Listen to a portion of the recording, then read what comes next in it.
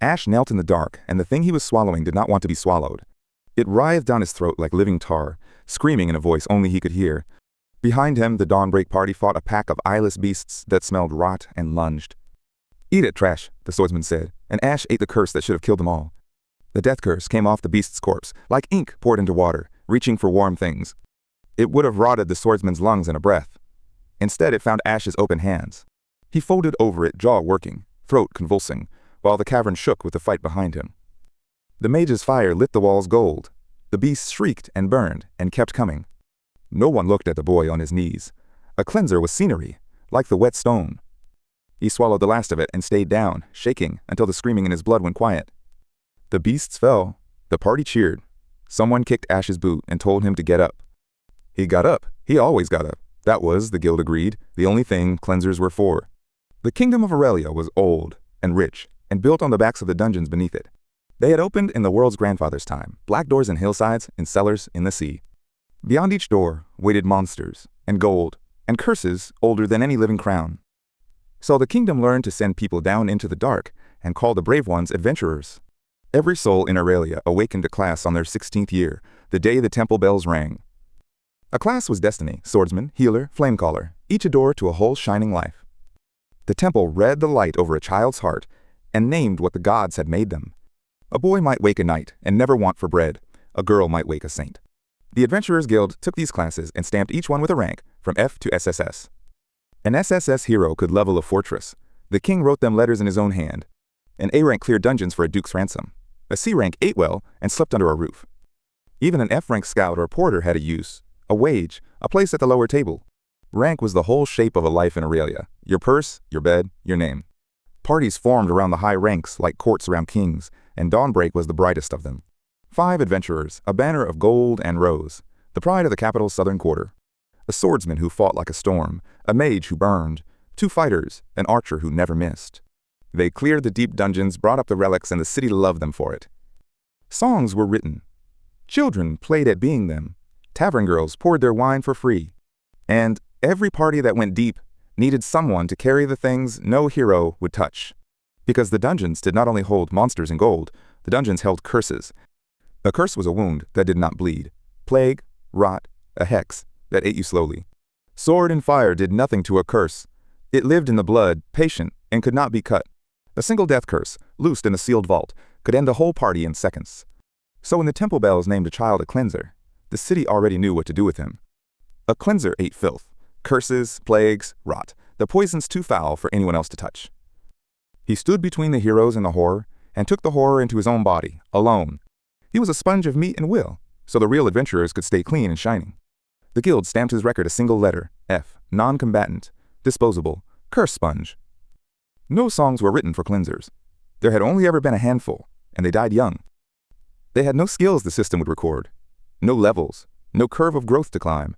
A cleanser could not fight, he could not cast, he could only open his hands and swallow. The city called the class unclean, and crossed the street, and let their children throw stones. Mothers used the word to frighten the disobedient. Behave, or the curse eater will come for you. This was the class the temple bells named for Ash, the day he turned 16. He was 19 now, and for 6 long years, he had been the thing Dawnbreak pointed at its filth. Each dawn, the party suited up in enchanted steel. Ash was handed a tin cup and rags. They ate at long tables, loud with stories. He ate alone, after, whatever the kitchen had left. They took the gold and the glory. He took the curses and the bill for his own bandages. In the dungeons, his place was the front, before the front, wherever the worst thing waited. A trapped corridor-breathing plague? Send the cleanser first. A cursed chest? Let Trash open it. The swordsman had a name for him for every hour of the day, and Trash was the kindest.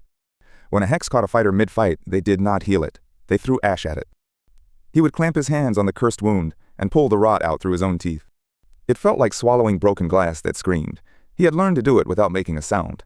The mage liked to test how much he could take, and curse him on purpose to watch. The others laughed. Ash kept his face still, because a still face gave them nothing to feed on. He slept on the floor of the gear room, among the boots, where the warmth of the forge reached. He owned a blanket, a comb, and a folded letter from a girl who no longer wrote them. And here was the thing none of them knew, the thing Ash did not know either. A cleanser did not destroy what he swallowed. The curses did not pass through him and die. They stayed. 3 years of plague and hex and rot pooled somewhere quiet beneath his ribs. His body kept every poison ever poured into it filed away in the dark, patient and whole. He felt only the agony of the eating and the dull wait after, and called it the cost. He did not yet know he was a library. He thought he was only a cup that never emptied. On the morning this story truly begins, Dawnbreak gathered in the guild hall for a contract. A Goblin Warren had opened under the eastern farms, and the goblins had grown bold. They had dragged off 3 farmhands and a child, and the bounty on the Warren was good. The swordsman read the contract aloud and grinned, already counting the gold in his head. The mage checked her staff. The archer counted arrows. The fighters laughed about the last raid. No one assigned Ash anything, because his assignment never changed. He went where the worst was. He shouldered his rag bag, filled his tin cup at the well, and fell in at the back. The party descended the eastern road as the sun came up, bright and golden over Aurelia.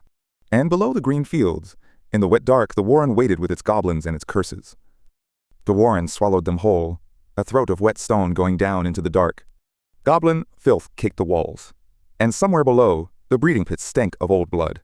Dawnbreak descended like they owned the place, because in every way that mattered, they did. The swordsman went first, grinning, his blade already loose in his hand. Ash came last, as always, carrying the lanterns and the water skins and the silence. The first goblins boiled up out of a side tunnel, shrieking, a wall of teeth. "Crescent Fang!" the swordsman roared, and his blade carved a glowing arc through 3 of them. The arc hung in the air, a heartbeat, white and clean. Then the goblins fell apart. The party did not even slow. This was sport to them, and they were good at it. The mage flicked 2 fingers and spoke a word that tasted like ash and sulfur. "Cinderbloom!" Fire blossomed in the corridor, and a dozen goblins screamed into smoke. The heat rolled back over Ash, and he turned his face from it and kept walking. An archer loosed from the rear rank without seeming to aim at anything in particular. "Storm of Quills!" A volley split into 20 arrows and pinned the far wall with corpses. The fighters laughed and waded in after, axes rising and falling like men chopping wood. Goblins died in heaps, and the party stepped over them as if over fallen branches. "Try to keep the trash off the loot," the swordsman called back, not looking at Ash. Ash said nothing. He had learned, years ago, that answering only made it last longer. Deeper down, the tunnel opened into a cavern hung with banners of stitched human skin. The goblin chieftain waited there, fat and scarred, ringed by its strongest warriors. "Sunderline!" the swordsman bellowed, and a blade of light split the chieftain from crown to gut. The warband broke, and the party fell on them, skills flashing, drunk on their own ease. The mage laid down a wall of flame. The archer's arrows found every throat that fled. It should have been over. It was, very nearly, exactly the kind of day they loved. Then something massive shifted in the dark behind the throne, and the cavern went cold. It unfolded out of the shadow on legs like tree trunks, taller than 2 men standing. A troll, gray-green and ancient, its eyes wet with a sick, knowing light. The goblins had not been the danger. The goblins had been the warning no one heard. The swordsman's grin slipped for the first time all day, just slightly, just enough. "Hold formation," he snapped, and the swagger in his voice had gone thin and careful. The troll opened its mouth and breathed, and the breath came out a coiling violet stain. It moved faster than its bulk allowed, a backhand sweep that the fighters barely ducked. The mage's fire splashed across its hide, and did little but make it angrier. "Crescent Fang!" The swordsman struck deep, and the troll seized the curse on its tongue. It spat, a lash of black-violet light snapped out and wrapped the swordsman's sword arm. He screamed, a real scream, ragged, nothing like the war cries he sold to the crowds. The curse climbed his arm like ink soaking up a sleeve, blackening the veins beneath. Where it touched, his skin went gray and brittle, and the rot began to spread. The party recoiled as one body, the way clean men recoil from something diseased. No one reached for him. Reaching meant touching the curse, and the curse was catching. "Get it off, get it off," the swordsman shrieked, clutching his withering arm. The mage backed away. The archer backed away. Glory had no procedure for this. And then, as one, every head in the party turned and looked at the boy with the lanterns. "Cleanser," the mage said, and the word landed on Ash like a hand on a tool. They did not ask. They shoved. The fighters caught Ash and drove him to his knees. "Eat it," the swordsman gasped. "Eat it, trash, before it takes my whole damned arm." So Ash put his hands on the rotting curse and opened himself and began to swallow. The rot poured into him like grave water, cold and thick and screaming all the way down. It was not clean pain. It was the slow pain of something deciding to live inside him. His own veins darkened. His vision went the color of a bruise. His knees buckled. He did not let go. He had never been allowed the luxury of letting go. The curse left the swordsman's arm in a long, peeling thread and crawled down Ash's throat. Ash bent double over the cavern floor, shaking, eating a death that was not his. Somewhere far above his agony, he heard the swordsman flex his arm and laugh in relief. "Still works," the man said, turning it in the torchlight. "Lucky we brought the sponge." The party turned back to the troll, restored, and finished it with 3 contemptuous skills. Sunderline, the blade of light fell, and the ancient thing came apart in steaming halves. They cheered, they clapped the swordsman's shoulder, they were already telling the story. Ash stayed on his knees in the dark, breathing the curse down, where no one watched. And as it settled, as it always settled, something in him quietly took the rot and kept it. He felt it lock into place beside the others, a cold weight he had no name for. He thought, dimly, that a body should not feel heavier after a thing is gone. But the thought slid off him, the way all such thoughts had for 6 long years. He did not know what he carried. He only knew it never seemed to leave. By the time he stood, the party had already cracked open the chieftain's hoard. Gold spilled across the stone, an accursed blade, and a circlet worth a noble's house. The mage pocketed the relic. The archer weighed the coin. The swordsman claimed the blade. Good haul, someone said, and they divided 6 years of his suffering into even shares. They left Ash the empty sacks to carry, and the spent torches, and the dead. Don't dawdle, the swordsman called, climbing toward the light. We've earned a drink tonight. Ash gathered the gear they did not want, and shouldered the weight they did not feel. He climbed up out of the warren behind them, last again, into the late gray afternoon. Ahead, the party walked loose and golden, laughing, retelling their triumph larger each time. Ash followed at a distance, hollow-eyed, carrying their bags toward the city that loved them. And the city, when it came into view down the road, was already lit and waiting to adore them. Dawnbreak came home to Aurelia at dusk, banners high, the cursed troll's bounty already counted. The city poured into the streets to meet them, the way it always did. They chanted the swordsman's name, and the mage's, and loudest of all, one name. Celeste. Celeste. The saint. It rose off the rooftops like a tide of warm light. She rode at the front in white and gold, and she waved, and the city wept for joy. Behind the horses, behind the cheering, behind everyone, came Ash, on foot, hood up. No one chanted for him, no one ever had. He had stopped expecting it years ago. To understand why he stayed, you have to go back 7 years, to the gutter. Ash was 11 when the fever took his parents in a single gray week. The temple buried them in a pauper's row and gave the boy nothing but a number. He awakened his class that winter, alone, and the temple had no ceremony for it. Cleanser, the one class that ate filth, curses, plagues, rot, so others stayed clean. Rank F, non-combatant, disposable, a single stamped letter that meant, belongs to no one. By 12, he was sleeping in an alley off the cathedral square, eating what he found. He was small and cold and entirely invisible, which in that city was a kind of death. Then one morning a girl with golden hair crouched down in the filth in front of him. She wore the gray of a temple novice, but she looked at him like he mattered. You're the curse boy, Celeste said, the one no one will touch. They're afraid of you. Ash said nothing. People had called him worse and kinder, and meant neither of them. I'm not afraid, she said, and she smiled, and the smile felt exactly like sunlight. She had golden hair and a kindness that felt like warmth, and she said she needed him. Not pitied him, needed him. No one in 11 years had needed Ash for anything. There's a party forming, she told him. Dawnbreak, they go where the curses are. They need someone who can hold the things that would kill the rest of us. You can. She held out a clean hand to a boy made of grime, and did not flinch. He took it. Of course he took it. He would have followed her into the sea. That was the whole of it. That was the lever that moved the next 6 years. So Ash followed her into the famed Dawnbreak party, and let them aim him at every horror. He was 12, and he had a place, and a girl who saw him. It was enough. It would be enough for a long time. It would be enough for far too long. The years that followed taught Aurelia to love Celeste, and taught Celeste to be loved. She rose to the temple like dawn itself, novice to acolyte, to the youngest saint in memory. Her healing light could close a soldier's wound, or steady a dying child's breath.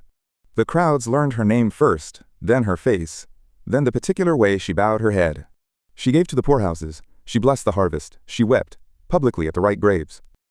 The kingdom decided she was good, and being decided good, she became the kingdom's mirror. To love Celeste was to love yourself a little, and so Aurelia loved her without limit. Ash watched all of it from the back of every crowd, and believed every word, because he had seen the private Celeste, the one the crowds never got, and she was kinder still. Or, so he told himself. There were, even then, small things that did not fit. The way her warmth switched off the instant the last admirer turned away. The way she counted favors the way a merchant counts coins, and never forgot a debt. Once, alone, he heard her call a beggar filth. In the same voice, she blessed the crowd. She caught him hearing it, and the smile came back so fast he chose to forget. He was good at that. Forgetting the cold parts, keeping only the warmth. It kept him alive. For 6 years he swallowed what would have rotted them, and they called it his privilege. The party ate at long tables in lit halls, loud with wine and the day's killings. Ash ate alone, on the back step, From the bowl they sat outside like a dog's. They took the gold, the relics, the songs sung in the taverns about their courage. He took the curses, into his throat, into his chest, into the quiet place that kept them. He did not know yet that it kept them. He only knew the eating never quite ended. Each curse went down like swallowing live coals, and each one left a residue behind. He assumed it was damage. Scarring, the slow ruin of a body used as a drain. He never guessed the residue was a library, filling, patient, waiting for a reader.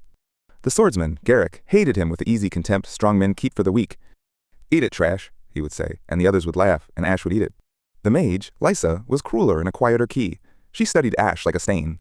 "Does it think it's one of us?" she asked once, to his face smiling. How sweet.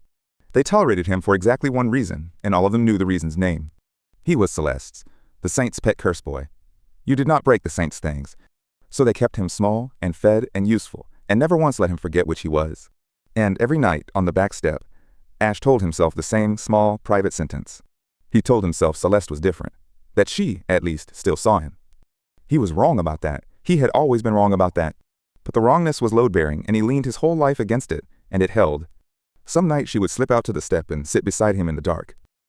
"You're the strongest of all of us," she'd say. "You just carry it where no one looks." And he would believe her, because the alternative was a cold he could not survive. That was the bond. That was the lie. They were, by then, the same thing. On the night Dawnbreak came home from the troll, the city threw the saint a feast. Ash ate on the step, as always, and listened to the gold laughter through the wall. Near midnight the cheering changed pitch, and the guild herald climbed onto a table inside. The crown had granted Dawnbreak a commission no party had dared in 100 years. A deep expedition, beneath the capital, past the sealed door, for the relic that lay below. They would descend in 3 days. Ash, on the step, set down his bowl and listened. The guild called it the deepest expedition in a generation, and Dawnbreak took the contract. Beneath the capital lay a vault no party had reached in 100 years. Inside it, the record said, slept a relic worth more than a kingdom's treasury. The swordsman read the bounty aloud at breakfast and decided they would be famous by week's end. They descended at dawn through a stairwell that had not seen torchlight in a century. The air grew colder with every flight, and the carvings on the walls grew older. Ash walked at the very back, where he always walked, carrying the lanterns and the rope. No one spoke to him on the stairs. No one ever did until they needed his throat. The first 100 steps were stone. The next 100 were stone older than the kingdom above. By the third landing the walls wept a black moisture that hissed where it touched skin. The mage raised her staff, and pale blue light pushed the dark back like a tide. "Cursed seepage," she said, almost delighted. "We're close to something the old guild wanted buried." They came to the first trap on the 4th landing, and the swordsman nearly died to it. A pressure plate sank. A wall of black spikes erupted from the dark with a wet shriek. He threw himself flat, and the spikes passed a hand's width above his spine. The mage laughed at him. The archer laughed harder. The swordsman stood and laughed loudest of all. This was how Dawnbreak faced death, as a joke told at someone else's expense. Ash said nothing. He stepped over the plate the others had been too proud to mark. Deeper down, the traps grew clever, and the carvings began to show a crowned and weeping figure. "The Saint King," the mage murmured, tracing the crown. "This vault is older than the temple itself." None of them wondered why 100 years of parties had turned back at these doors. Glory, in the end, was mostly the failure to ask sensible questions. On the 5th landing, the cursed hounds found them, 6 of them, eyeless and starving. They came out of the walls themselves, peeling off the stone like shadows learning to bite. The swordsman met the first one mid-air and split it from jaw to tail. Iron Severance, he called the art because he liked his cruelties to have names. A blade of white force followed his swing and cut 2 more hounds in half. The archer's bowstring sang 3 times, and 3 eyeless heads came apart in the dark. The mage burned the last with a lance of blue fire that lit the whole landing. It was, the party agreed, a fine warm-up. They did not look at their burns. But the hounds had been cursed, and the curse did not die when the bodies did. A black mist rose off the carcasses and reached for the nearest living warmth it could find. "Cleanser," the swordsman said without turning. It was not a name. It was a command. Ash came forward through the party that parted for him the way men step around filth. He knelt among the dead hounds and opened his mouth, and the black mist poured in. It went down like swallowing a fistful of wasps, and his eyes watered, and he held it. The party were already walking on before he finished, counting the loot they had not earned alone. No one thanked him. He had stopped expecting it somewhere around the 2nd year. What none of them saw was the faint purple light that flickered once beneath his skin. The curse did not leave him. It never left him. It found a place and waited. On the 6th landing, the crawlers came. Things the length of men with too many legs. They poured up out of a flooded shaft, chittering, their backs slick with cursed rot. The archer took the high ground and made it look like an execution rather than a fight. The swordsman waded in laughing, his white blade arts carving lanes through the swarm. The mage held a wall of fire across the shaft so nothing could flank them. They were, for all their cruelty, very good at this. That was the whole tragedy of it. When the crawlers were dead, their rot rose hungry, and again the party said one word. Cleanser. And again Ash knelt and ate what would have rotted them down to bone. The rot fought him harder than the hounds had. He stayed on his knees a long moment. When he rose, his hands were trembling and faintly gray, and no one noticed but him. Try to keep up, Trash, the swordsman said. The relic won't carry itself out. Ash gathered the rope and the lanterns and followed them down toward the cold at the bottom. The 7th landing was the last, and it was not a landing at all.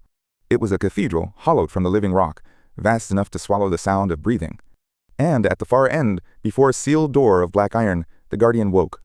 It had been a statue. Now it stood 3 times the height of a man and turned its head. Stone the color of old bruises, eyes that lit from within with a sick violet fire. A Saint King's curse, the records had said, bound into a guardian to keep the vault sealed forever. The swordsman looked up at the thing and grinned like a man who had never lost. Now this, he said, is worth the climb, and Dawnbreak fanned out to kill a god's jailer. The guardian raised a fist the size of a wagon and brought it down where they had stood. The floor cracked. The cathedral rang. The party scattered, already moving in the patterns of years. The archer's arrows struck its chest and shattered, leaving bright scars in the ancient stone. Joints, the mage shouted. Hit the joints. The curse holds it together at the seams. The swordsman vaulted the swinging arm and drove iron severance into the thing's stone elbow. The chunk of the guardian's arm sheared away and crashed to the floor, trailing violet smoke. The smoke was the curse, and the curse, robbed of its stone, came looking for a host. It struck the swordsman in the chest like a thrown spear, and he screamed. The violet fire crawled up his throat, hunting for his heart, and his sword arm went slack. Cleanser! And this time the word was not contempt. This time it was terror. Ash crossed the cathedral floor and put his bare hand against the swordsman's chest. He pulled. The curse came off the man like a hook tearing free, and into Ash instead. It was the worst thing he had eaten yet, and he made no sound at all. The swordsman gasped, whole again, and shoved Ash aside to rejoin the fight without a word. The guardian struck twice more, and twice more it caught one of them with its curse. Each time, Ash was there to take the violet fire into his own chest instead. He moved through that battle like a man walking into the same wave again and again. The party fought the stone, Ash fought the curse, and only one of those jobs had glory. The mage found the rhythm of it and called a spell that cracked the guardian's other knee. The archer put a final arrow through the violet light burning in its left eye.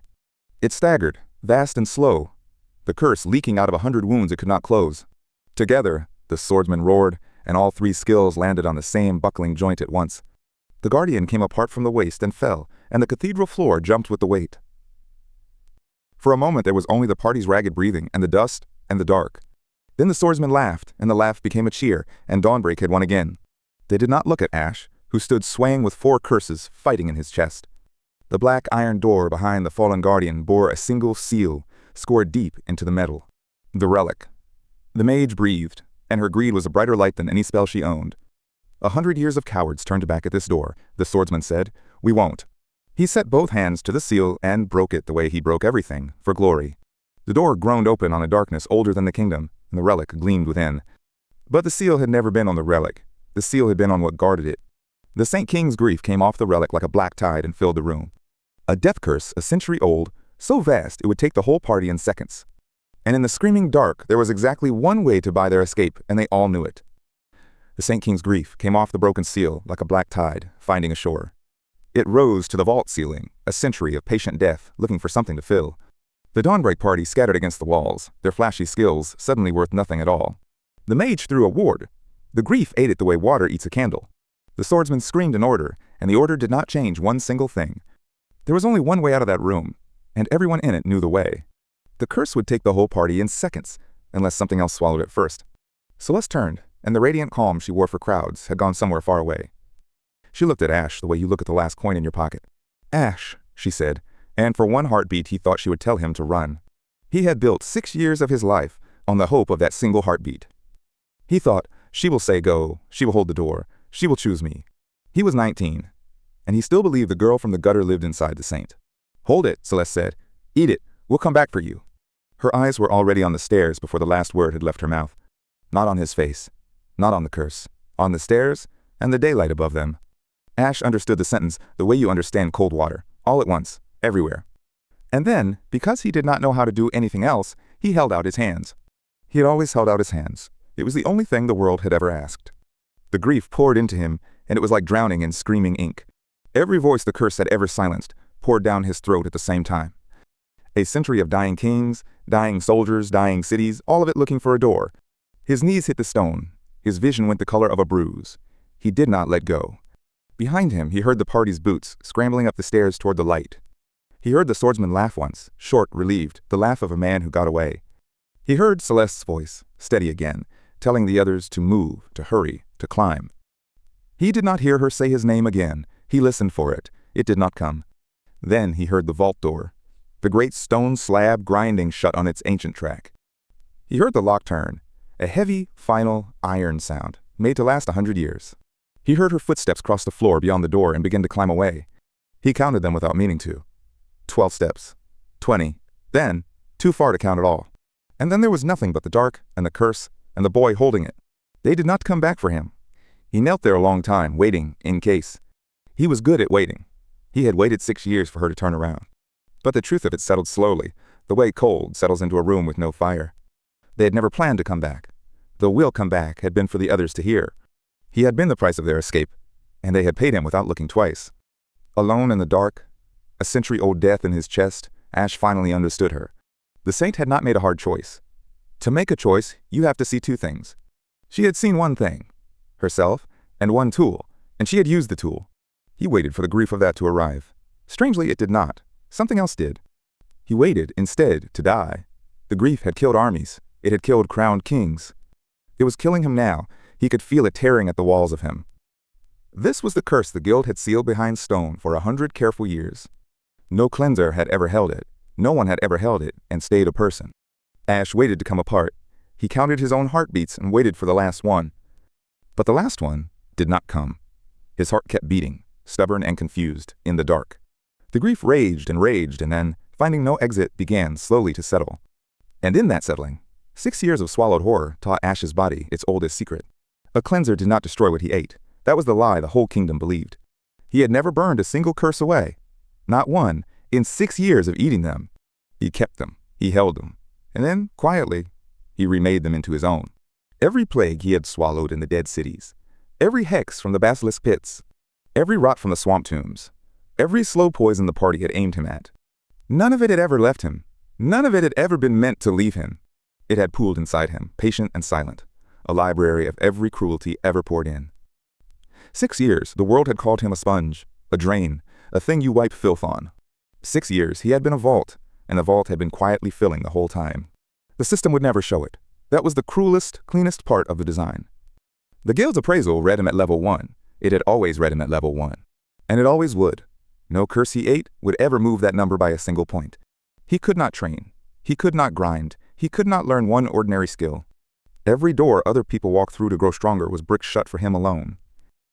He had exactly one road left, and it was a road no sane person would choose. To grow stronger, he had to eat the very thing that was trying to kill him. Swallow the death meant for him, endure it, and keep it, reforged, forever his. The deadlier the curse, the stronger it made him, if only he could survive the eating. And there it was, the shape of it, the joke the world had been telling for years. They had spent 6 years feeding him the deadliest curses in the whole kingdom. Every horror too foul for a hero to touch, they had funneled straight down his throat. They thought they were dumping their garbage into the one bin no one would miss. They had been loading a weapon, curse by curse, hex by hex, year by patient year. And now they had locked that weapon in the dark with the deadliest curse of all. Ash knelt in the black vault and felt something turn over inside his chest. Not anger. Not yet. Something quieter and far more dangerous. Arithmetic. He was counting. He counted every shrine, every pit, every tomb, every curse he had ever been made to hold. 1,000 of them, maybe more, waiting in him like coins in a sealed jar. And on top of all of it, settling now, the Saint King's grief itself, a century of death. He stopped waiting to die. He had waited long enough, for too many things that never came.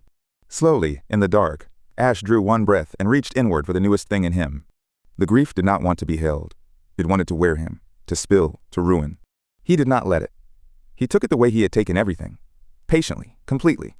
And under his ribs, the century-old curse stopped raging and began, instead, to belong to him. It cooled. It folded. It settled into the shape of something he could carry and aim. The first weapon that was ever truly his came alive in the dark, and it was made of death. Black-violet light bled from his fingers, faint as a heartbeat, curling in the sealed air. It was not loud. It was not yet a storm. It was a flicker, an ember the size of a soul. But it answered when he called it, and nothing in his life had ever answered before. Ash opened his hollow gray eyes in the dark, and they flickered, for the first time, curse purple. Then he stood, the sealed door above him, the whole poisoned kingdom above that, and began to climb. The vault sealed for 100 years had no stairs, only a long throat of broken stone. Ash climbed it alone. The Saint King's grief settled in his chest like a second heart. No torch, no rope, no party calling his name from above. There was only the dark. He found he did not mind. The dark had stopped being the place where bad things happened. Somewhere below, the relic Dawnbreak had died to steel, still glittered, abandoned with him. He left it. He had taken the only thing in that vault worth carrying out, himself. The first monster came at the second bend, where the old air went cold and wet. A troll unfolded from a crevice, 9 feet of gray muscle and hunger, blind in the black. It saw the curse marks on his skin catch a faint violet light, and it charged. Ash did not run. For the first time in 6 years, he did not even step back. He had eaten a petrify hex once, long ago, from a basilisk pit that nearly killed him. The party had laughed while he convulsed on the stone, choking the stone curse down. It had never left him. None of it had ever left him. He understood that now. He reached for the hex inside himself, and found it waiting, patient as a held breath. He raised one hand, and gray tears of curse light wept from his fingers. The troll's lunge slowed, then stuttered, then stopped, its hide hardening from the feet up. Veins of dull stone crawled up its legs, its chest, its roaring open mouth. The roar died first. Then the eyes. Then the troll was a statue, mid-charge, in the dark. Ash lowered his hand. The petrify had cost him almost nothing. A thing he had carried for years. He stood a moment looking at the troll he had turned to curse his stone, and felt the shape of it. This was his now. Not borrowed, not endured, wielded. The word felt strange and good. He stepped past the statue and kept climbing, and the dark folded shut behind him. The next trial came in numbers. He heard them before he saw them, the chitter of goblins. A war pack, a dozen at least, boiled up out of a side tunnel with rusted blades. The old Ash would have curled small and waited for the party to handle them. There was no party. There was only Ash, and the thing the Saint King's grief had become. The goblins fanned around him in the narrow, dark, smelling weakness, smelling a lone man. They had smelled wrong. He let them come close enough to see his eyes go violet. Ash exhaled, and a wave of black violet rolled out of him in a slow tide. It was the curse that had killed armies. It did not care that these were only goblins. The wave washed over the pack, and where it touched, the chitter simply stopped. They fell mid-stride, withering, as a century of stored death decided it was hungry. In 4 heartbeats, the tunnel was silent. A dozen shapes crumpled where the dark had taken them. Ash stood inside the fading violet, breathing hard. Not from effort, but from the cost. The grief was the strongest thing in him, and using it pulled something raw and deep. It had nearly killed him going in. Spent carelessly, he understood, it could still kill him coming out. He filed that away, the way a swordsman learns the weight and the reach of a new blade. Powerful was not the same as safe. He was not a god. He was a man with a full pantry. He let the grief settle back down, quiet again, and waited until his hands stopped shaking. Then he kept climbing. The numbers in his chest had not gone down. The curses did not run out. Deeper memories stirred as he rose. Every horror the party had ever aimed him at. The rot from the swamp tomb. The plague from the dead city. The hex from the basilisk pit. A library of cruelty, every volume written by someone who had wanted him to die. He had been the shelf they stacked it on. He had never once thought to read the books. The third thing was waiting on a ledge, where the tunnel opened toward a gray hint of sky. A cave beast, armored in plates of bone and old curse, too big to have come from outside. It dropped onto the path ahead of him, and its hide turned aside the wan light like iron. Blades would have wrung off that armor. Ash had no blade. Ash had something older and worse. He had eaten a rot curse from a tomb that had decayed an entire warband into mulch. He pressed his open palm flat against the beast's armored flank and let it go. Decay bloomed out from his hand in a spreading violet stain, eating the curse bone like acid. The armor browned, cracked, and slowed away in crumbling sheets of ruin. The beast shrieked and twisted, but the rot had already found the soft, unmade thing beneath. It came apart the way old wood comes apart, without drama, all at once, to dust. Ash drew his hand back and flexed it, watching the last of the rot fade from his skin. 3 curses, 3 kills, 3 weapons proven in the only courtroom that had ever mattered. Stone weep, grief, rot. He named them to himself, the way you name things you intend to keep. They were his, confirmed, tested, real. The system would still read him level 1 forever. He was something the system had no name for, a man wearing every weapon used against him.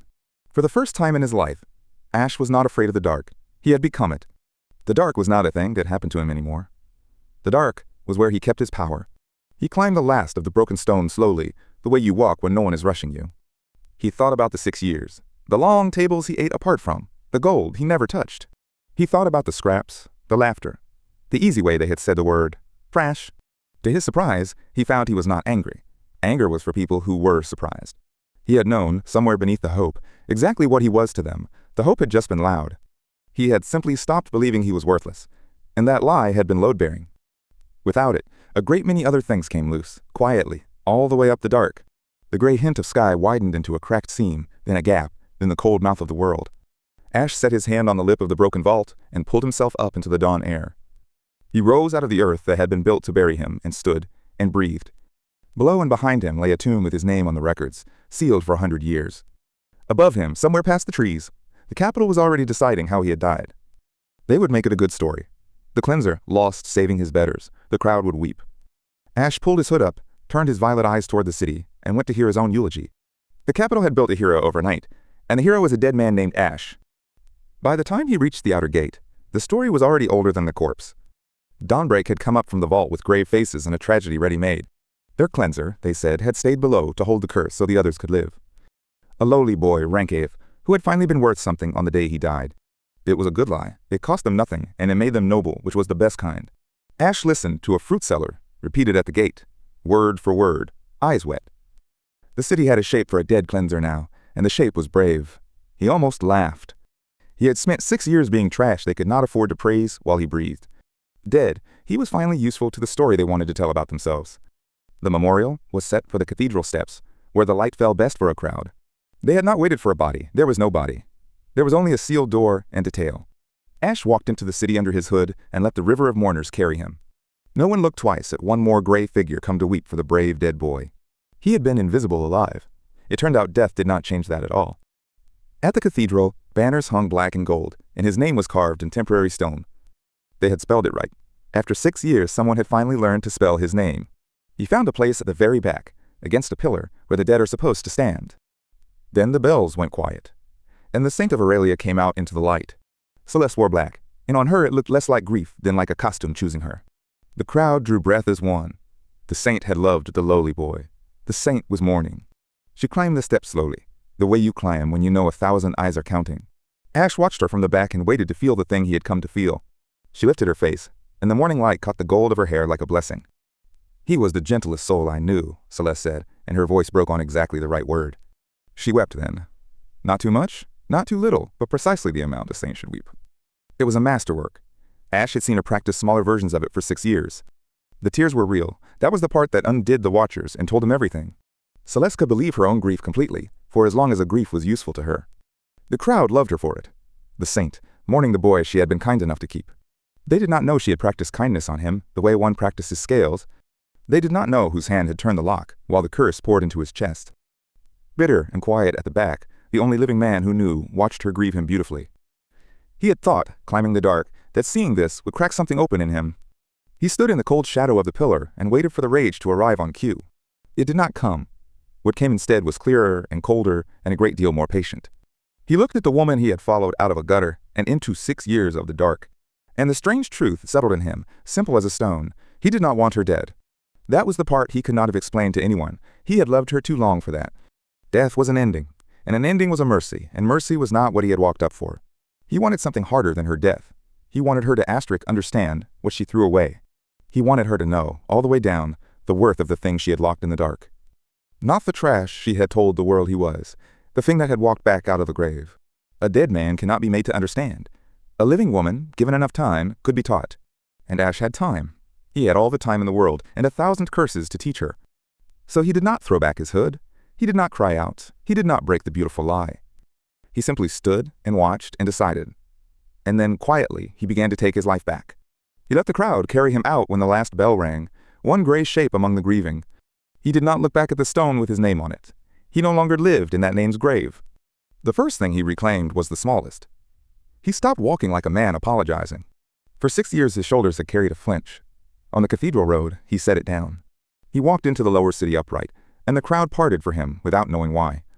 A man who is not afraid of the dark moves differently in the light, and people feel it. At a scribe's stall, he traded his last coin for a single line of ink, a name on a ledger. Not cleanser, not trank F, just ash, written plainly, the way you write a person. The scribe asked his trade. I clean up after careless people, Ash said, and left it there. He found a room above a tanner's, cheap and sour and his, with a door that locked from inside. He had not slept behind his own locked door in 6 years. He turned the key and stood listening. The lock turned with a sound he had only ever heard from the wrong side of a vault. From this side it was the best sound in the world. He slept, and the dark kept nothing from him. In the morning he ate at a table, alone because he chose it, not because he was sent away. He bought bread and ate it sitting down, and no one took the larger share before he could. Small things, a name, a door, a meal, a spine, the wreckage of a man, picked up piece by piece. None of it was revenge. All of it was. He was assembling the man Celeste would have to face. Not a corpse to mourn, not a tool to wield, a whole person, standing where she left a grave. While he gathered himself, he listened, the way the unseen had taught him to listen. The talk in the lower city had a new thread under the morning, thin and not yet alarmed. The cursed places Dawnbreak used to clear had gone quiet too long, and quiet was wrong. The shrines he had eaten clean for 6 years were filling back up, with no one to empty them. Every plague pit, every rot shrine, every cursed deep the party had leaned on him to hold. He knew those places. He had bled in all of them. He knew exactly what was waking up. And he understood, with the same cold clarity, that he was the only one who could go back. Not to save the kingdom. The kingdom had buried him. He would go back to grow and to remember. Every curse he ate clean would be one more thing in his hands when he finally stood before her. So Ash pulled his hood up, turned toward the first cursed dungeon, and went to take it all back. Ash went back to the places that had broken him, one by one, and ate them clean. He started with the plague pit beneath the dead city, where the air still wept yellow. 6 years ago the party had lowered him in on a rope and waited at the top. He had carried their sickness out in his own body, so they could loot the corpses below. Now he walked in upright, alone, and the rope was a gray thread rotting on the floor. The pit had not stayed empty. A pack of plague hounds had denned in the poisoned dark. They came at him low and fast, jaws frothing, each bite a hex meant to fester. The old Ash would have stood still and let them mark him, then choked the curse down. The new Ash met them in the middle of the dark, and his eyes went violet. He set his palm flat in the air, and the leadhound's curse simply went out. The sickness on its breath guttered like a snuffed candle, leaving only a frightened animal. Ash had eaten the negation off a cursed caster 2 nights before, in a flooded crypt. The man had tried to unmake him with a hex that ate other men's magic whole. So Ash had eaten the eater, and now the unmaking answered to his open hand instead. He swept the palm across the pack, and one by one their hexes hollowed out. Stripped of the curses that made them terrible, they were only starving dogs in a hole. He did not kill them. He let them flee up the rope throat into the ruined light. Then he turned to the pit itself, to the old plague soaking the walls like grease. He knelt, pressed both hands to the stone, and began the slow agony of eating it. The plague came into him screaming, and it was like swallowing a fistful of broken glass.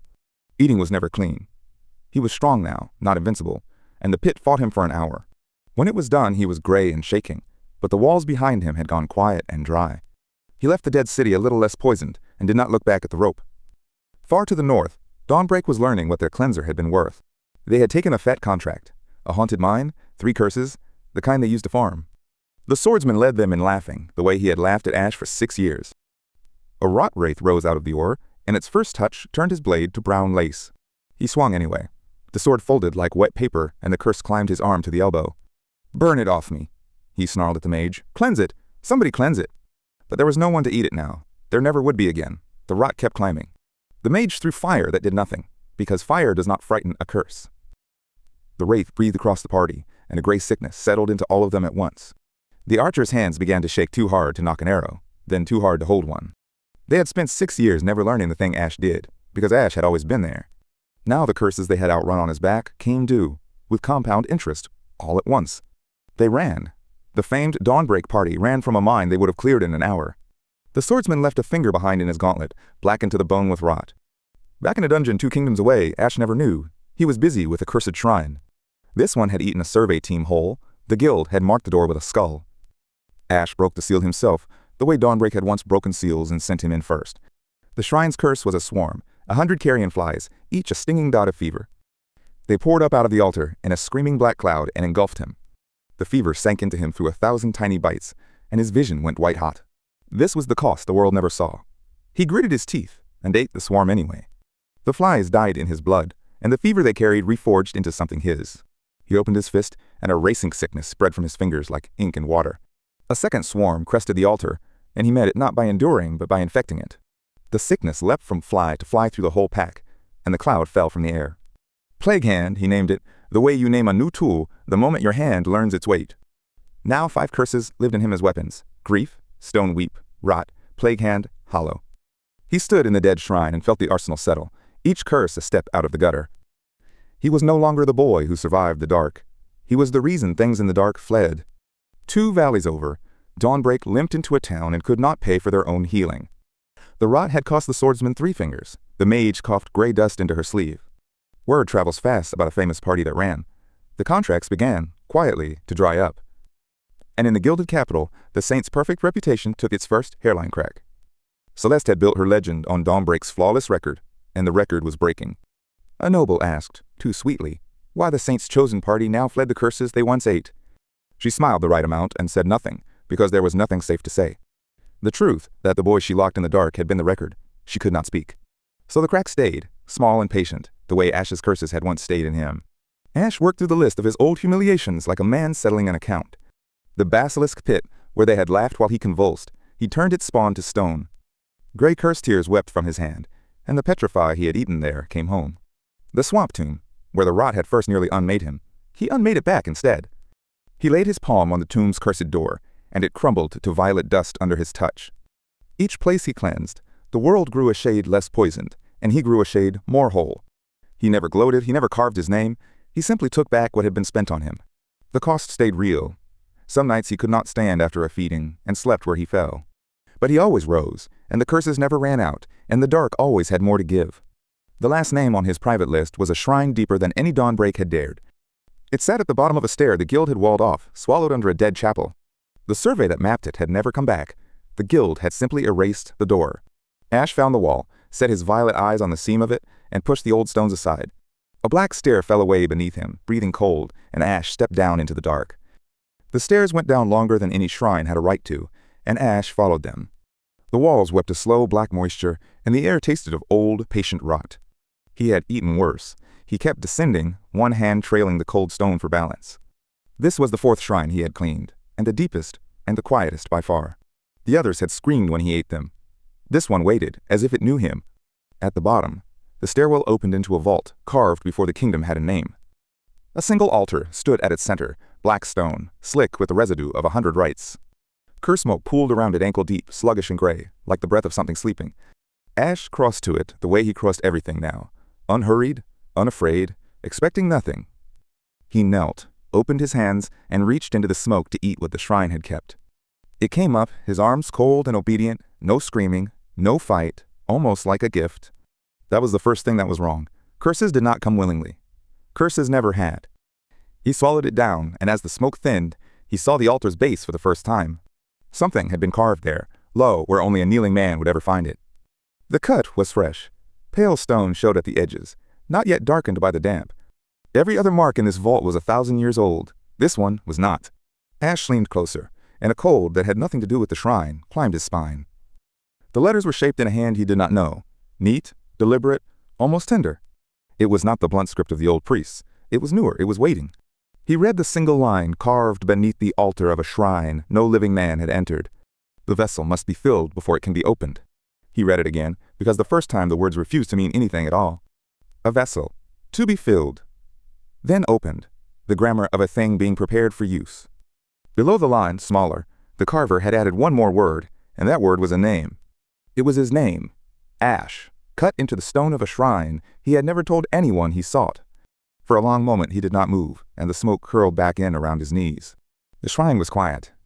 He had thought that meant it was empty. It meant it was finished. Someone had been here before him. Someone had known he would come and had left this. Not a warning. A label. The way a man writes on a jar what the jar is for. And then, kneeling in the dark, Ash began at last to understand the shape of his life. The curses had never been bad luck. That was the lie he had lived inside for 6 years. Bad luck was random. Random did not steer a party to every death curse in a kingdom. He thought back, and the pattern surfaced whole, the way a drowned thing surfaces. The swamp tomb, the basilisk pit, the dead city, the vault beneath the capital. Dawnbreak had been sent to each of them, and at each there had been a curse only he could hold. Not loot, Not glory, always, beneath the quest, a poison engineered to need a cleanser. Someone had been choosing them, one by one, feeding them down the same patient throat, feeding them to him, for years, with a care he had mistaken for the world's cruelty. The guild postings, the expeditions no one else would take, the reason a rank F was kept at all. He had thought Dawnbreak used him because he was disposable. They had been used to deliver him. An unseen hand had reached through the whole kingdom and arranged every horror around one boy. Not to kill the party. The party was the spoon. He had always, only, been the meal. Every curse he had swallowed and called survival had been a measured dose, poured on schedule. 6 years of agony, and not one mouthful of it had been an accident. It was a recipe. He was not the trash. He had never been the trash. He was the container they filled it into. And the carving said the container was nearly ready, filled, waiting only to be opened. The vertigo of it took him then, kneeling in the smoke, and for once he let it. Everything he had endured, every scrap and every scar, had been engineered to bring him here. The cruelty had not been the point. The cruelty had been the method. He had been a project. He thought of Celeste, and the thought arrived colder than the curse had been going down. She had locked the door. She had thought that was the cruelest thing she could do to him. She had thought she was using him, a tool, kept and discarded, the boy she chose to waste. But Celeste had never chosen the curses. She had only ever pointed him where she was told. The hand that fed him had reached through her too, and she had never once felt its weight. She thought she held the knife. She had been the handle. Both of them shaped to one purpose. Whatever was being made here, Celeste had helped forge it, and called the forging her own idea. A key. He understood it suddenly and completely. He was not a weapon. He was a key. A vessel filled with 1,000 curses, until it became the one thing that could turn a lock. And a key was only ever cut to open a door. The carving did not say what door. It did not say what waited on the other side, patient enough to plan in decades. It only said the vessel must be filled before it could be opened, and the filling was nearly done. Ash stood. The smoke fell away from him, and for the first time the dark felt like a held breath. He had stopped being afraid of the dark long ago. The dark, he had learned, kept his power. But this dark kept something else, and it had been keeping it for a very long time. Someone had waited years for him to walk down these stairs and read his own name in the stone. Patience like that did not belong to anything that wished him a quick or merciful end. He pressed his palm flat to the carving, as if he could feel the carver through it. Far beneath the vault floor, deeper than any shrine, the stone answered with a low, waking groan. Dust sifted from the ceiling. The altar shivered. Somewhere below, an ancient seal began to give. And whatever the vessel was being filled to open had just felt him standing over its door. The carving had said the vessel must be filled before it could be opened, and somewhere, a lid was lifting. Ash felt it before he saw it. A deep wrongness, like a held note dropping below hearing. Far to the east, a mountain that had stood for 1,000 years cracked down its spine. A seal older than the kingdom had broken, and the thing beneath it remembered how to wake. The unseen one was unbottling the world, curse by curse, and this was the next cork pulled. It rose out of the broken peak the way a drowned thing rises. Slow, vast, certain. A dragon, but not a living one. A behemoth of black scale and seeping curse light. It had died once, long ago, and something had refused to let the death be the end. Cursed, scales the size of doors clad it, each one weeping a thin smoke of violet ruin. Where its eyes should have been, 2 pits of cold green fire surveyed the valley below. And below it, in the green of the valley, sat the town of Halomir and its sleeping thousands. Ash was a day's walk away when the first ash began to fall on the road like gray snow. He could have turned toward the capital. Celeste was there. His unfinished question was there. Instead, he looked at the column of curse smoke, standing over Halomir, and changed his road. Not for glory. Not even, quite, for the people. Because the thing was a curse, and curses were his. He reached the ridge above the town, as the dragon settled onto it like a landslide with wings. The dragon opened its ruined jaws, and the air in front of them curdled black. A breath curse rolled down into the streets, and where it passed, stone bloomed with gray rot. People fell mid-step, not burned, but in foreign-made trompe, their lives crumbling out of them like dry sand. This was not a monster that carried a curse. This was a curse that had grown a monster around it. He came down off the ridge at a flat run, hood thrown back, eyes already gone full violet. The dragon turned its green fire on him and loosed the rot cloud straight down the slope. Ash did not dodge. He had learned, in the dark, that he could swallow what wished to swallow him. He threw both hands forward, and a hungry emptiness opened in the air before him. Hollow was the curse that ate other powers, and it met the breath like a mouth meets bread. The rot cloud bent, thinned, and poured, screaming into the void of his open palms. The breath that had unmade a street guttered out 3 feet from his face and was simply gone. Its breath curse was its crown. Ash had just eaten the crown out of the air and asked for more. The behemoth reared, vast wings spreading like 2 falling knights, and came for him. It was the size of a guild hall, and it moved like weather. Ash met it with an open hand. He pressed his palm to the nearest landing claw and poured decay into the curse bone. Violet rot bloomed up the talon, browning the black scale, cracking it like old riverbed clay. A single claw the size of a man crumbled to dust and sloughed off the dragon's foot. One claw of dozens. Rot alone, he understood coldly, would take him a year and his life. The thing was too big to crumble piece by piece. He needed to take its legs out from under it. He had carried a petrify hex since the basilisk pit, never aimed at anything this large. He flung both hands at the dragon's planted foreleg and wept gray light. Stone climbed the limb in cracking sheets. Ankle, knee, the great pillar of the shoulder. The foreleg locked solid. A tower of cursed gray stone bolted to the earth. The dragon lunged and could not. Half its weight was suddenly statuary, anchored and dead. Ash was already moving, because a half-pinned dragon was still a dragon, and it had a tail. The tail came around like a falling wall, and he was a heartbeat too slow to read it. It caught him across the chest and threw him the length of the square into a stone facade. The wall broke. Ash broke with it. Something in his side gave with a sound he felt more than heard. He came to rest in the rubble, ears ringing, mouth full of blood, the violet in his eyes dimmed. Above him, the dragon shattered its own petrified leg, choosing its ruin over capture. It tore free in a hail of gray shards and turned its green fire back to the broken man. This was the cost the dungeon dark had never charged him. Endurance had a floor, and he had found it. He could not outtrade a god-sized curse blow for blow. He had nearly proven that with his ribs. So he stopped trying to kill it from the outside, and remembered the only place he ever truly won. Ash dragged himself upright in the rubble, spat red, and lifted one shaking hand. He had 2 curses left that did not need him strong, only patient and unkillable. He pressed his palm to the ground and sent sickness racing through the stone toward it. The plague climbed the dragon's shattered leg the way frost climbs a window, fast, total. Black fever veins spread under its scales, and the behemoth's roar turned to a cough. It could shrug off rot on one claw. It could not shrug off a sickness inside all of it. The dragon's lunge faltered into a stagger. The green eyes filmed. The great wings drooped and dragged. Ash held the plague hand on it, like a hand on a held door, paying in pain with every breath. When it finally folded to its knees in the rubble, the whole valley shook and went still. It was not dead. It could not die. That was the curse's whole terrible point. But it was down. Ash walked the last yards to its lowered head through ash and blood, one hand pressed to his side. The green fire in its eyes found him, and for the first time the hatred in it looked like fear. He laid his palm flat between those green eyes and let the Saint King's grief pour out. Black-violet death rolled into the behemoth, the one curse vast enough to wither even this. The dragon shuddered as a century of stored death met the thing keeping it alive. The seal curse cracked, peeled loose from the dead flesh, and rose up writhing into the air. There it was, the true thing, naked at last, a serpent of pure ruin with nowhere left to hide. It lashed for the open sky, for another mountain, for any vessel that was not this bleeding man. Ash opened his mouth and his chest, and the long-practiced emptiness behind both, and breathed in. The dragon's curse fought like a hooked leviathan and lost, and poured down his throat. It was the most agony he had swallowed since the grief, and he endured it as he endured everything. When it went quiet inside him, something enormous and new had folded its wings in his chest. He stood over the emptied husk of the behemoth as it crumbled, at last, into ordinary gray dust. The survivors of Halimir crept out to find a ragged, hollow-eyed boy where a dragon had been. They did not cheer, they did not know his name. He had not done it to be known by them. He had 6 weapons now, where this morning he had 5, and the 6th had been a dragon. Ash turned his back on the saved town, on the dust, on a gratitude he had not come for. The trash of Dawnbreak had eaten a dragon-tier curse alone, and walked away on his own 2 feet. Far off, in a place with no doors, the unseen one watched its vessel grow heavier and did not smile. There was only one road left worth walking, and only one door at the end of it, still unopened. Ash set his violet eyes on the Capitol, on the gold cathedral, on the saint who'd locked him in. It was time, he thought, to go and ask Celeste his question, so he turned west and began to walk.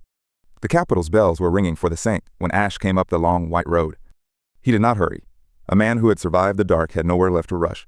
The cathedral of Aurelia rose gold against a sky the color of old bruises. Inside 1,000 candles burned, and the air was thick with incense and worship. Celeste stood on the high dais in white and gold, her hands open to the faithful. They knelt in a long line down the aisle, the sick and the frightened and the poor. She touched each brow and spoke a blessing, and each one wept and called her merciful. She had a gift for it. She had always had a gift for being loved. Ash stepped through the great doors and into the back of the light. No one noticed him at first. A hooded shape among the grieving, one more broken thing. He walked up the aisles slowly, past the kneeling and the praying, toward the dais. The candle flames bent toward him as he passed, the way fire leans from a draft. He did not will it. The curses in him simply recognized a room full of fear. Celeste was mid-blessing when she looked up and saw the dead boy walking. Her hand stopped above an old woman's head. The blessing died in her throat. For one heartbeat, the perfect saint's mask hung on her face by nothing at all. Then it cracked, the way ice cracks, all at once, in a sound only she heard. "You're alive," she breathed. The whole cathedral went still to hear her. Then, too fast, the warmth rushing back into her voice like a tide turning. "Ash. Thank the gods, Ash. I looked everywhere for you. I never stopped looking." He stopped at the foot of the dais and let her finish the beautiful lie. "You locked the door," Ash said. He did not raise his voice. He never needed to now. The words were quiet, and they carried to every corner of that gilded, silent room. Celeste's smile held by force of long habit, the muscles of it trembling at the edges. "Ash, you don't understand. There was no time. The grief would have taken all of us." "I understand perfectly," he said. "I had all the time in that dark I needed to understand. I heard the seal close. I heard the lock turn. I counted your footsteps leaving." The saint's eyes flicked to her watching audience, calculating. Even now, even here. "He's unwell," she told the room gently. "The curse. It damaged his mind, poor thing." "Don't," Ash said. One word, and the practiced sorrow froze on her painted face. "Don't do the voice. Not to me. I taught myself your face. I read it like scripture. For 6 years I searched it for the part where you meant any of it. There was none. I just needed there to be so badly that I kept reading an empty page." Celeste said nothing. For the first time in years, she had nothing prepared to say. "You hid what I was," Ash went on, soft. "From the guild. From me. Especially from me. You knew a cleanser keeps what he eats. You knew, and you let them call me trash. Because a weapon nobody fears is a weapon nobody guards. I was so much more useful broken." "That's not," she started, and stopped, because it was, and the word would not come. "I'm not here to kill you," Ash said. "I want you to understand that's all I ever wanted. I want you to see, just once, the exact size of the thing you threw away." He lifted one hand, palm up, between them, like a man offering alms. The candle flames guttered low, the gold dimmed, the incense went cold in the air. And above his open palm, 100 stolen curses rose and turned, slow and bright.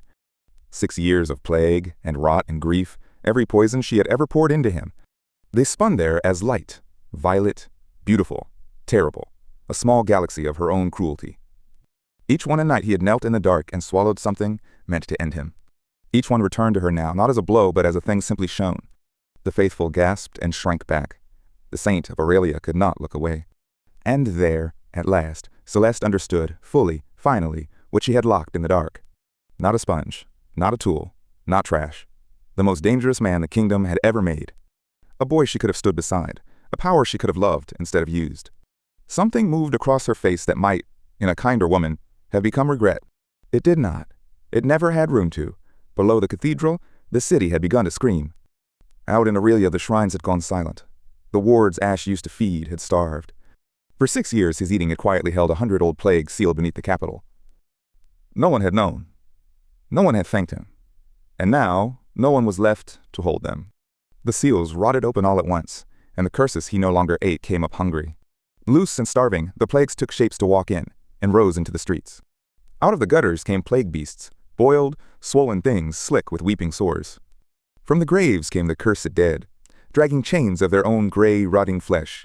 Rot things bloomed in the markets, fungal and vast, where a moment before stood men. A horde of every curse Ash had ever swallowed poured up through the dying streets. They turned, as one, toward the cathedral on the hill, toward the only food that mattered. The city of Aurelia, the perfect jewel of the kingdom, had begun in earnest to die. Celeste ran to the high window and saw her capital drowning in violet sickness below. "Make it stop," she whispered. She turned from the window, hands rising toward him. "Ash, the plagues, only you can eat them. Only you. You have to, the people." And there it was. Ash watched it happen and felt the last of something quietly close. Not sorry, not even now, with her city dying and the truth turning above his hand. Not "I'm sorry," not "forgive me." Just the same hand, reaching for the same tool. 6 years had taught her one lesson about Ash, that he could be aimed, so she aimed him. Even now, it was the only language she had ever bothered to speak to him. "I can stop them," Ash agreed, and his voice was very calm. "I'm the only one who can. There's not another soul alive who could eat what's out there. You made very sure of that." He closed his hand, and 100 curses folded back into him like a held breath. The candles flared up gold again. Outside, the screaming rose, and the horde climbed the hill. Ash turned from her, toward the great doors, toward the dying city beyond them. "So I'll save them," he said, not looking back. "Not for you, not for the guild. For me. Because I'm the man who can, and I'd rather be that than what you made me. He set a hand on the doors. Behind him, Celeste sank slowly to her knees on the dais. But you, Celeste, you'll watch, he said. You'll watch me save the world you broke. And you'll remember, every day, exactly who it was you threw away in the dark. He pushed the great doors open onto a street boiling with plague and walked out alone. The first plague beast lunged the instant he cleared the steps, jaws wide and dripping rot. Ash met it without slowing and laid one bare hand flat against its swollen skull. The sickness in it reversed, racing back the way it came, and the beast folded into ash. 3 rot things rushed the gap, vast and groaning, reaching with fungal arms. He swept his arm across them, and a wave of black violet rolled out from his hand. The grief took all 3 at once. They withered mid-step and crumbled to gray dust. The cursed dead came next, a shambling wall of them, chained and rotting and endless. Ash walked into the wall instead of away from it, eating the curses as they came. He pressed a palm to a rot beast's chest, and it locked, graying into cursed stone. Where his hands passed, the plague died, and where his eyes flared violet, the dead lay down. The faithful, fleeing past him, saw the trash boy of Dawnbreak holding the line alone. Beast after beast he unmade, plague hand, grief, stone weep, the dragon curse waking in him. For a long while it seemed there was no curse in the world he could not swallow. Then, far down the dying boulevard, at the heart of the swarm, the monsters stopped. They parted. They knelt. The plague things bowed to something coming up the broken road. The air went wrong around it. Colder, older, wearing a shape Ash almost recognized. It was a curse. But not one he had eaten. Newer. Hungrier. And it had been waiting. It had not come to fight him, it had come to collect him. It knew his name. Ash felt it reach for the locked vault of him, 6 years deep, and gently knock. For the first time in many months, standing in the ruin of her city, Ash was afraid. This was the thing the curses had been feeding. This was what the vessel was built to hold. Not to be eaten.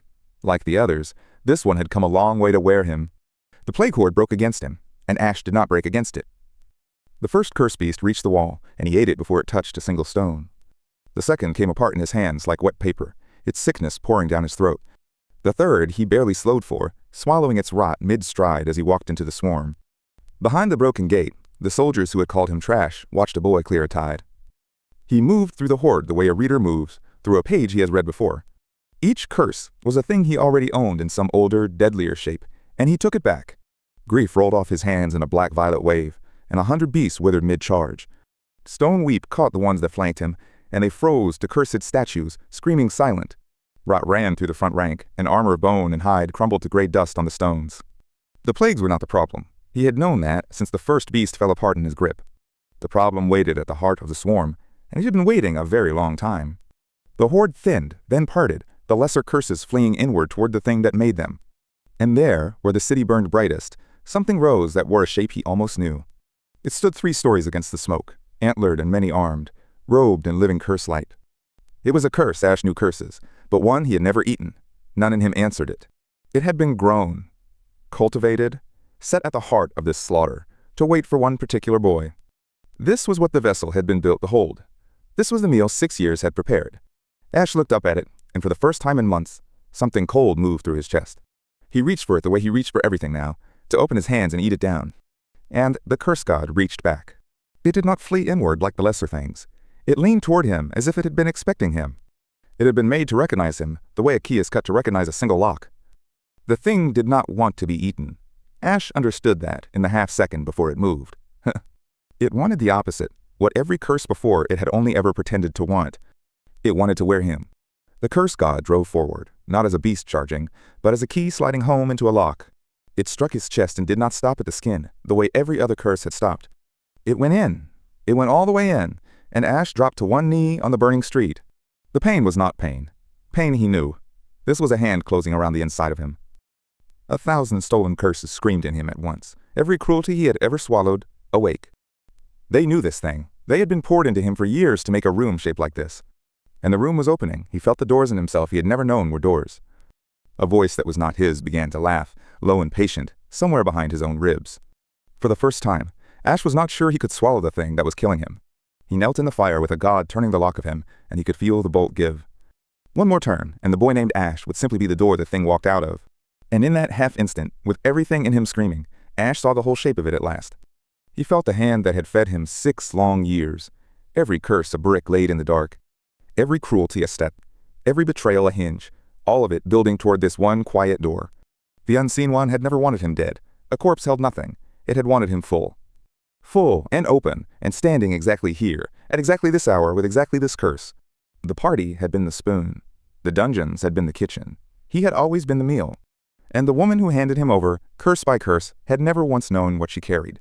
Celeste thought she was using a tool, a boy, to keep and waste and weep the right amount over. She had been forging a key for something 1,000 years older than her gilded little throne. She thought she held a knife. She had been the handle, shaped and never told what she made. Ash knelt in the burning street, the new curse turning the last of him, and he chose. The curses had been theirs, the class had been the system's, the fate had been the unseen one's. But the swallowing had always, only, been his. If he was a vessel, then what filled him was his to command. His.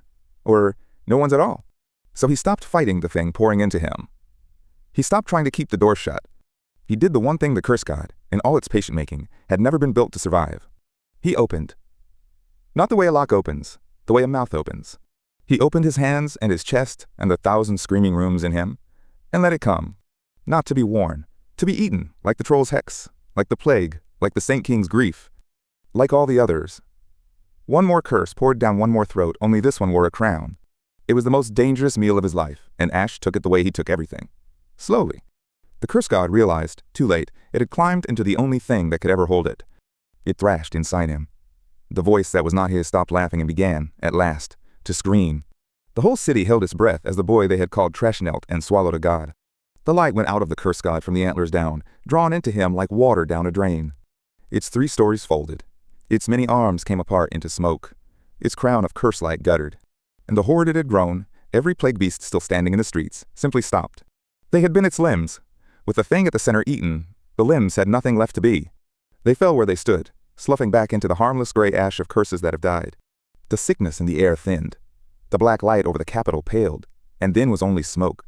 The plague ended. Not driven back, not sealed, eaten, root and crown, by the one mouth made for it. Ash stayed on one knee a moment longer, the god settling into him like a stone into deep water. Then he stood. The street was quiet. The capital, against every odd, was still standing. On the walls, the soldiers who had watched him work lowered their weapons and did not cheer. You do not cheer for a thing like that. You stand still and are grateful it is on your side.